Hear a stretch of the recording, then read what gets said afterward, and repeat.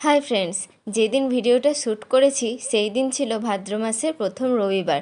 আমাদের রীতি আছে ভাদ্র মাসের প্রথম রবিবার নাকি কাঁচা তেঁতুল, ঘি, ভাত, লেবু, 7 রকমের শাক ভাজা আর ওল খেতে হয়। জানি না তোমাদের এই নিয়মটা আছে নাকি, থাকলে কমেন্ট করে জানিও। তাই মা 7 রকমের শাক কুচিয়ে রেখেছে। তার মধ্যে ছিল সজনে শাক, লাউ শাক, কলমি শাক, কুলেখাড়া, সজনে শাক, কচু শাক, লোটে শাক, এইগুলো ভেজে ফেললাম। আমি যদি কলেজ যাই বা বাড়িতে না থাকি তখন মা রান্না করে, কিন্তু আমি বাড়িতে থাকলে আমাকেই রান্না করতে হয়, মায়েরও হেল্প হয়। আমার সামনে এক্সাম, তাই কোথাও আর ঘুরতে যাওয়া হচ্ছে না, আর ভিডিও আপলোড করা হচ্ছে না ঠিক মতন। যাই হোক, তারপর শাক ভাজার পর বাবা বাজার থেকে ইলিশ মাছ এনেছিল, তাই সর্ষে ইলিশ বানাবো।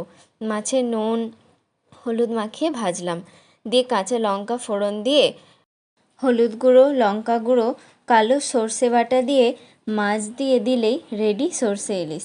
এখনও অনেকে অনেক কিছু দেয়, আমি এইভাবেই করি বাড়িতে খাওয়ার জন্য। আর অনেকে সর্ষে ইলিশ বানালে মাছগুলোকে ভাজে না, কিন্তু আমি ভেজেই করি বাবা। ভাই কাঁচা মাছ খাবে না, ওদের জন্য আমাদেরও ভেজেই করি। মাছ না ভাজলে ভালো লাগে না সত্যি। যাই হোক, শেষে শাক ভাজা, মানে 7 রকমের শাক ভাজা। আর কাল রাতে পনির করেছিলাম, কিছুটা ছিল, ফ্রিজে রেখে দিয়েছিলাম, গরম করে নিলাম। মাছ, মানে ইলিশ মাছ, তারপরে ওল ভাতে ঘি, লেবু। তো চলুন, ব্লগটা এইটুকুই। ভালো লাগলে like, comment, share and subscribe করে দেবেন।